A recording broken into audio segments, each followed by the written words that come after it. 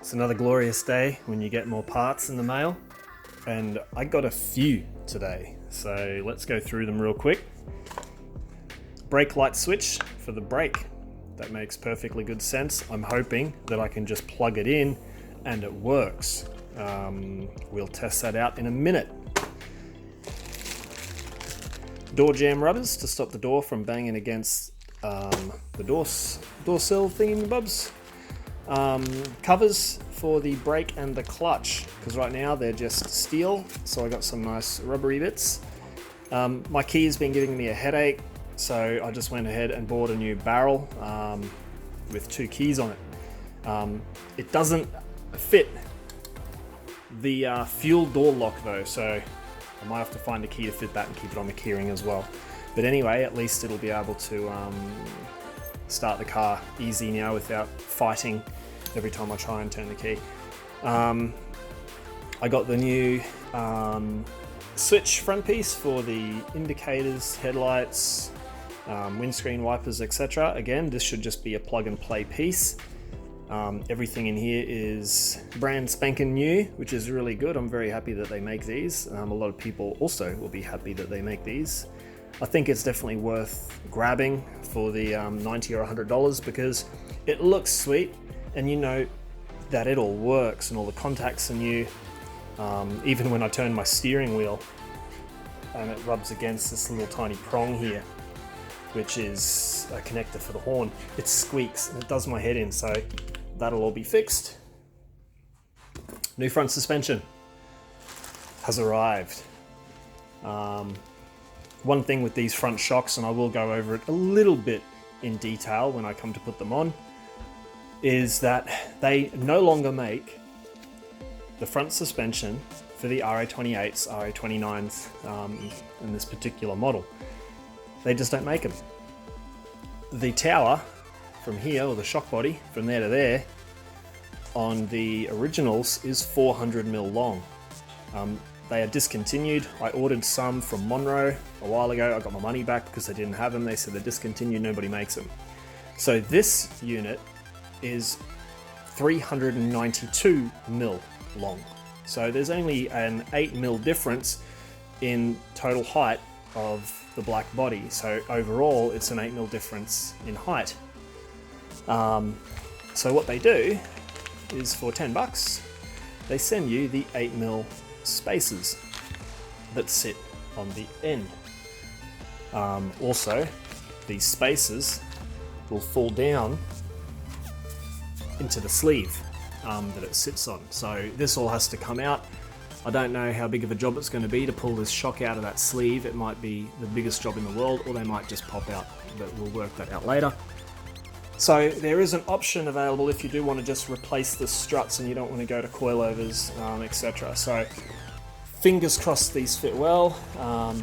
When I get around to doing it, you'll see more details. I don't know what I'm going to do next, or what I'm going to do first out of all these. I think I might do the simple things, like the rubbers, might get onto the brake light switch, I might install this one. Suspension I'm going to leave to last just because I want to do the little stuff out of the way so it's off the table. Let's get at it. Alright, so we'll start with the little door rubbers. They go into those little holes there. It's quite a simple install. I'm probably going to have to put a little bit of water or something just to ease them in if they don't fit, or if they don't go in easily, but I think they should. I think you can also push a pin down there just to make sure that it goes all the way in, which is what I'm about to do. I might use a small star screwdriver. Alright, a little bit of grease I think will do it.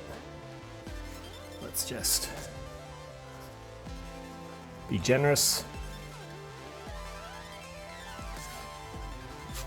I'll put a little bit around the base of here as well.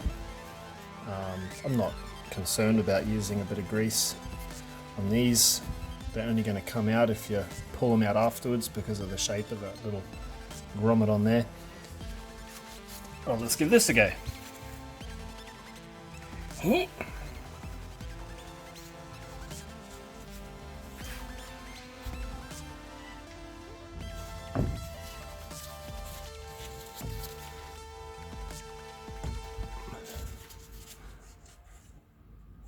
What? It popped in. Let's do that again with the bottom one.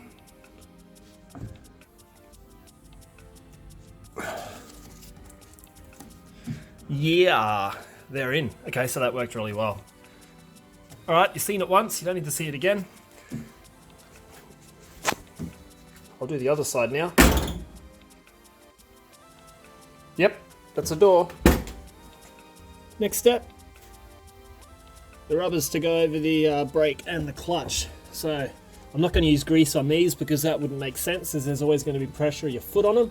So we're just going to have to try our best to stretch them and pop them into place.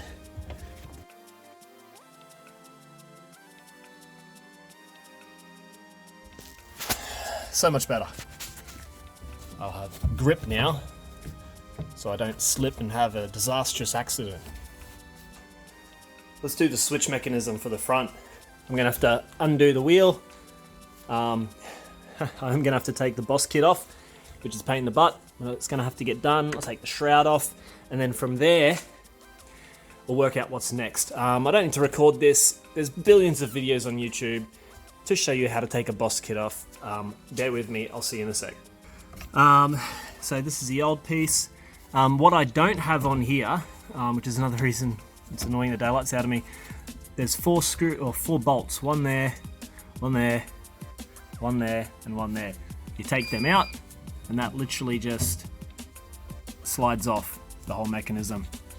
And then all we need to do is unplug it. Just going over the connections real quick to double check everything's cool. Everything seems to be color-coded correctly, and all in the right position, which you'd expect given that they are producing these. I'm sure they know exactly what they're doing. So I'm going to plug this in. I'll plug it in after I install it actually, and then I'll give it a quick test to make sure. But pretty much it's a reversal of what I just showed you. Slide it onto place, like so. Yeah, that's literally all you do. And then I will have to find some screws or bolts to go in there that fit that thread. Just give it a gentle firm down, and that's it. So let's go find some screws. Looks so good. Looks so good. It's the little things that make massive differences to the look of a car once you do it up. So I'll continue now. All right, that's all on now. What I should have done was actually change the barrel at the same time. But let's test this anyway, just to make sure that we have working things and stuff. All right, so let's turn Parkers on. Yep, Parkers are on. Let's turn low beam on. Yes, low beam are on. Let's turn high beam on. Yes, that's the push to pass one. Now, the issue I was having with the original one was when I pushed forward to keep the high beams on, they weren't turning on and staying on. So let's see. Yes, that is now on skis.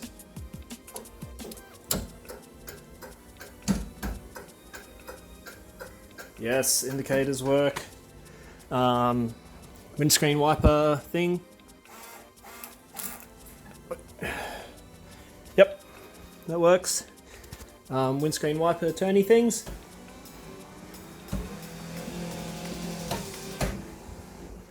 We're in business. That is awesome. The key I got with the new barrel fits this, so I can use it, but I am going to put the new one in anyway because I want the new one in. So I might get around to doing that now. All right, with the little shroud piece off, this should be as simple as, so there's the new barrel.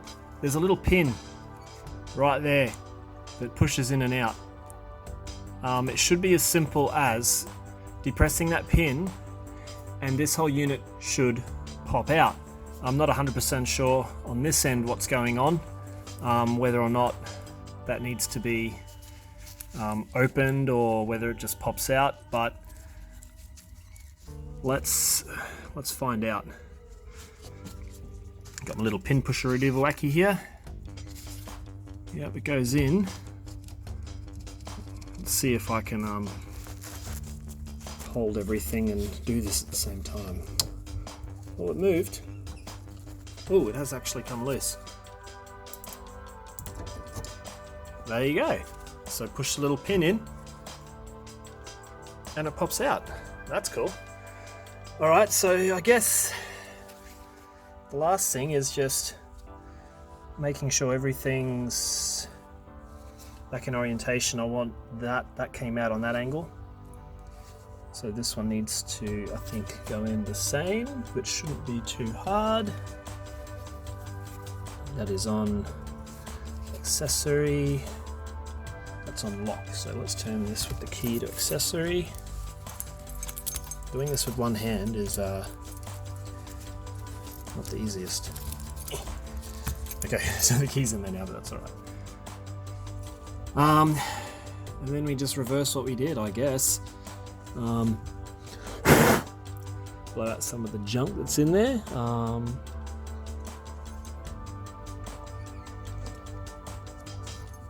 Slide it in. Is it sliding? I guess it has to. I feel like it's pushing against that thing there. That probably needs to pop open somehow. How to do that? All right, I think I might have got it. On the side here, there's the pin you push down, and then there's a little tiny knob there that kind of keeps pressure against the side of the barrel. This one was just a bit too high, and it was squishing so much it wouldn't allow it to pop in. So I'm going to give this a go. It went in a little bit. Went in further than last time, so make sure that's all lined up. Oh, it looks better. Very close. I think that's literally it. I just need that to pop in.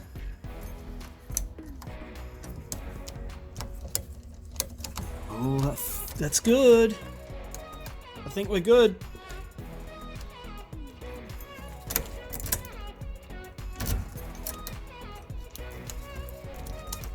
We're good. We're good, peeps. Okay, there you go. I'm just going to give it a little tap with the rubber end of the screwdriver to make sure that it's in. Look at that. It's clicking like it should. It actually has the lock function that works now. You can only take your key out in the lock mode. You can't take it out any other way. Oh, that's great. Success! It's in, it's sorted, and it's going to be nice and silvery on the outside of the cover here. Let's put it all back together. All right, it's in. It's all on. Wheels back in. Steering does stuff. That looks really cool. This top cover is going to get sprayed a nice black as well to mix to match the dash, so that'll get a nice gloss black next time that comes off. Or maybe it just needs a really good cleanup with some plastic cover stuff or whatever to bring back the blackness. But let's give this another go. So nice and easy there. Turns on easy. We're on accessory, which means all the lights and everything still work. That doesn't, but that's sweet. On. Windscreen wipers, the water,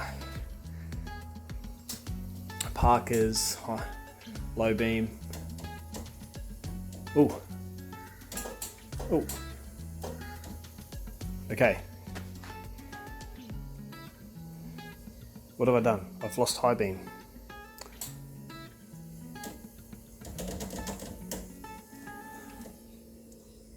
I've lost high beam. Bugger. Why have I lost high beam? Is there something I've done once it is installed? I do not know. Low beam.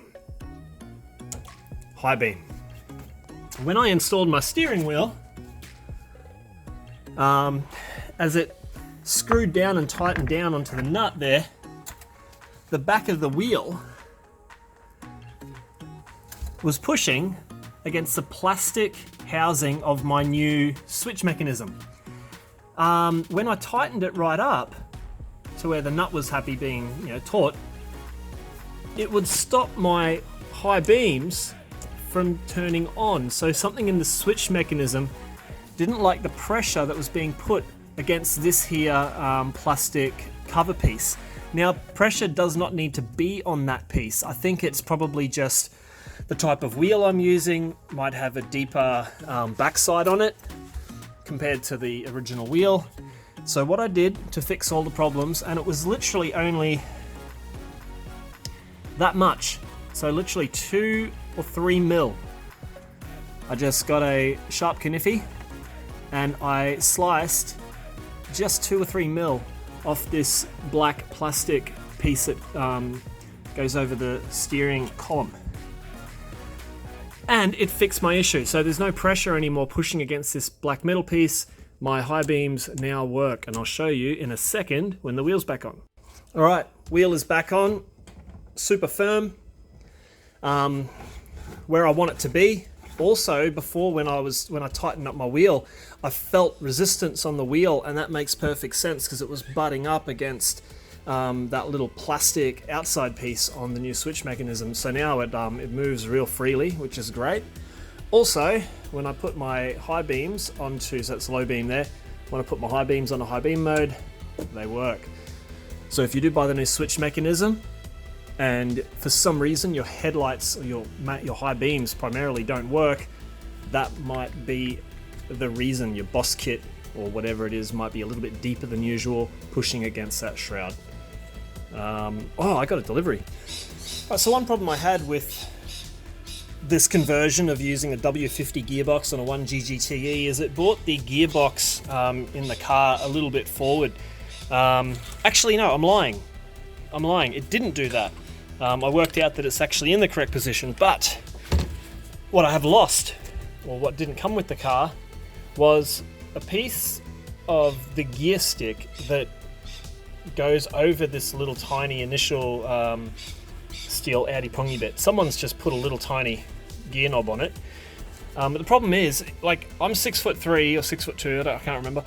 I've got long arms, and even for me, when I go to change gears when I'm sitting in the seat, I have to really push my arm forward. My shoulder comes forward off the seat. It doesn't feel comfortable, and I have to change gears like so. Also, being so short, it's literally a short shifter. It might feel all sporty, but it's not very practical. So I asked my friend, I said, hey, what do you think I can do about, this small white knob? And she said, well, the black knobs seem to be a few inches longer in general. I thought, you know what, you're right. So I ordered a black knob. There it is, and the myths are true. It is longer. So that is going to take up the slack that I needed in the gear shifter, and hopefully makes my gear shifts a lot easier without having to sit out the seat. So, big black knob in place of small white knob, and it should look pretty nice in here as well, given everything's black, and black is cool. So this was only, I don't know how much it was actually, it was on eBay. Just look for big black knob on eBay, I'm sure you'll find something interesting. But these are some inserts which will help you fit it over different size columns you may have. In this case, I think this bigger one's going to work well for me. And then it threads on the inside, that threads down over the top, and happy days, we're good to go. So I'm going to get that installed now anyway, just for the sake of it. And ta-da! Gear stick installed. And man, like in a seating position, I can now reach that gear knob so much easier instead of having to reach all the way forward for the tiny one. So that's going to make life a lot easier for changing gears, etc. In a manual, in traffic, you do that a lot, so I'd rather it be comfortable. And that was a very, very, very good alternative to welding and cutting and trying to find a piece to lengthen the whole gear stick.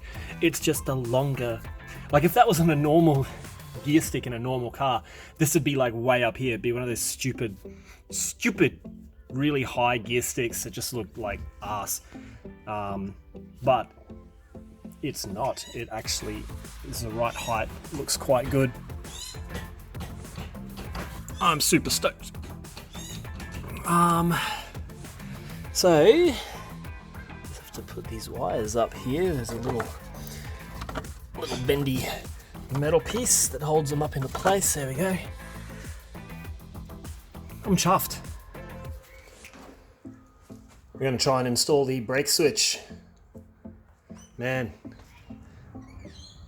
there's thunder out there, it's starting to rain, and my only mode of transport is my deadly pedally. If that's raining tomorrow, work is going to suck, because it's a 40-minute transit to work and then a 40-minute transit back home. So, ugh. Anyway, let's do the brake thingamabob.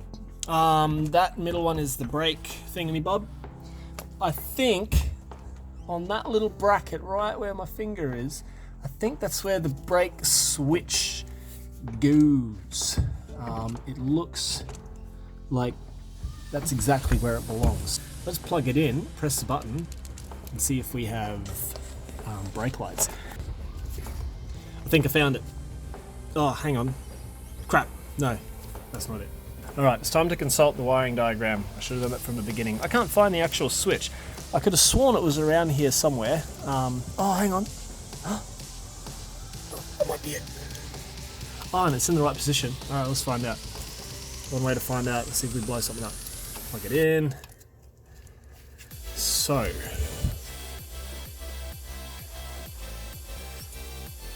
Yes, I'm pressing the button and you can see the bike going redder and not as red. Okay, we found the brake pedal thing. Alright, fun part now is trying to install it. How do I even show you this? I've got to paint the black in there. Okay, so it has to go in there, it pushes against that plate, and when it depresses, it releases, and happy days. I also have to, I just realised I haven't got a bolt in there holding that on, so I better get onto that as well. So let's try and install this. Sorry you can't see it very well, but I'm really struggling to show it. But I'm sure you get the gist. Alright, wish me luck. Oh, what a pain in the spaghetti. But it's in and it's all working. Man, I really got to do one final tidy up of all this wiring up here, and I'll get around to it. Okay, so brake switch is in. When I push my foot on the brake, the lights come on. Don't know if you can see that, but they are coming on and off as I push the foot on the brake. I also tightened up the bolt that was missing from there, so that now, it won't fall off. So that's great. Throttle completely sorted, brake completely sorted, clutch works as a clutch works, which is wonderful. Clean up my crap. Gear stick, dash, wheel, barrel is now awesome. We're in business. It's all coming together. It's all coming together. Alrighty. Well, that's going to do me for another day. I'm pretty excited with how this is coming along. Thank you for watching, as always, and I always hope that you guys get some kind of help out of this if you come across the issues that I've come across, or if you've been as unlucky to have not worked out some of the issues I've had. I hope I've helped you out. I'm getting close to finishing this, and I'm very excited. So, till next time.